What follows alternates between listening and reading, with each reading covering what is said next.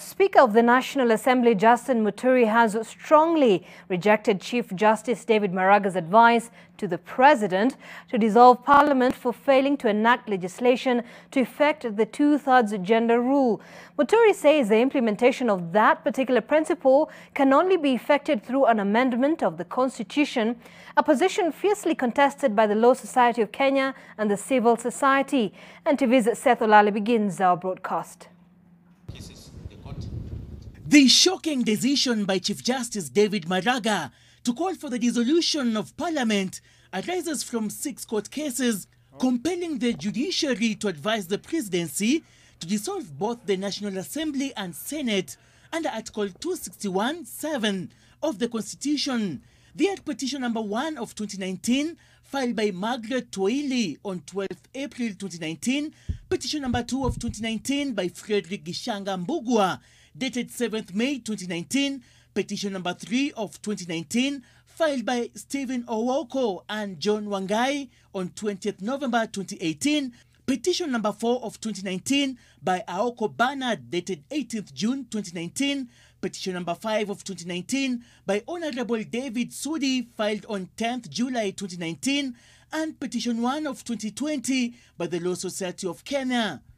Nimemuomba Jaji Mkuu David Maraga ampatie rais wa taifa la Kenya Uhuru Kenyatta wasia kwamba basi bunge tulilo nalo ni bunge lisilo halali, livunjiliwe mbali.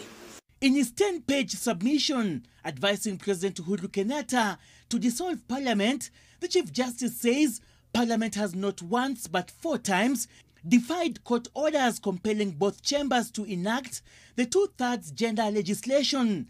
The CJ further states that Parliament has blatantly failed, refused or neglected to do so, adding that the Constitution obligations have consequences. The dissolution of Parliament has been backed by a section of the political divide and civil society. If Parliament fails to implement the necessary legislation according to and within the time frame given by the courts, then the Chief Justice shall advise, not may, shall advise the President to dissolve Parliament, and Parliament shall be dissolved. Your Excellency the President, the Speaker of the National Assembly. But in a quick rejoinder, the Speaker of the National Assembly, Justin Muturi, says the high-level criticism against the Kenyan Parliament was misplaced. Muturi wants the gender rule debate addressed through a referendum and says the calls to dissolve Parliament were unrealistic. Even if you dissolve Parliament today, how are you going to ensure that the two-thirds gender rule is observed?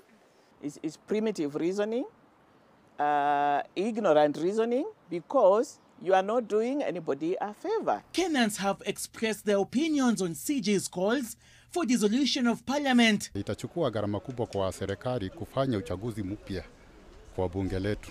Hii muda imebaki is only 2 years, in fact 1.5 years, of which kwa maoni yangu waache tuendelee na kazi mpaka wamalize. Parliament now collectively holds its breath as it awaits the President's next steps, if at all he will heed Maraga's advice, owing to the sole relationship between the two arms of government. Seth Olale, NTV.